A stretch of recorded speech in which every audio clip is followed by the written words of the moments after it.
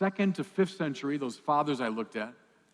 11th century, the church says no to Berengarius. Now let's go 2 centuries after that, to the 13th century, and to my great intellectual hero, St. Thomas Aquinas. We can overstate Thomas's importance. He's one voice among many, not more than that. Nevertheless, he's called by the church the Doctor Communis, the common doctor, like the doctor we all have in common, because there's something about the depth and breadth of Thomas's reflection that is of permanent importance in the life of the church. And so it's important for us to pause and look at Thomas's text on the Eucharist. First, though, maybe a word about his personal relationship to the Eucharist, which was profound and intense. They say Thomas would typically celebrate 2 Masses a day. So the first one, he'd preside at it. The second one, his assistant presided, and Thomas assisted. But they say that he hardly ever got through Mass without shedding copious tears. Now, you're not going to sense that from Thomas's text that can seem very dry and scholastic, right? But he had this vividly personal relationship to the Eucharist. I've always loved this.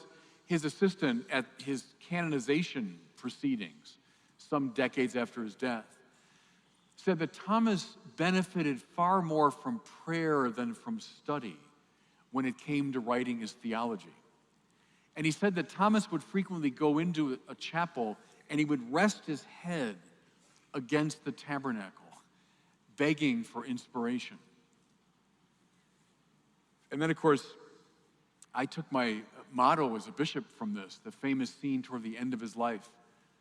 Thomas had just written the great treatise on the Eucharist from the Summa. And he felt, even though it's a masterpiece, Thomas felt it's not done justice to this great sacrament. And so he dramatically places that text, the text about the Eucharist, at the foot of the cross. And if you go to Naples, they have his cell still there, and they have the icon they think that he put the text in front of. And then the wonderful story is that a voice came from the cross. Toma bene scripsisti me. Thomas, you've written well of me.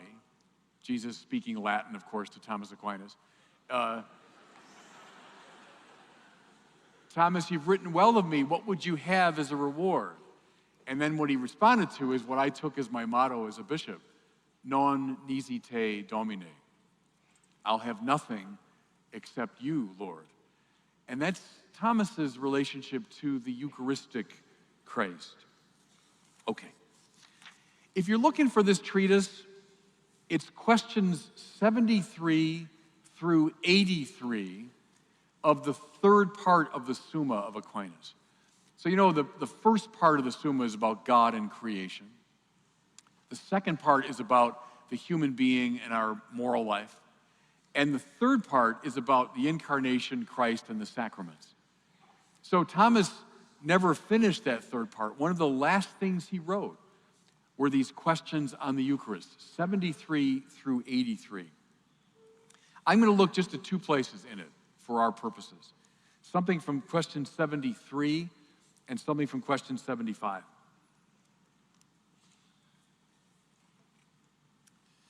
Okay, in one of the articles in question 73, Thomas asks, is the Eucharist a sacrament?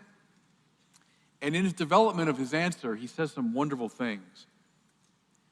First of all, he says, the Eucharist is best understood as alimentum spirituale. It means spiritual food. And remember, Padre, per favore.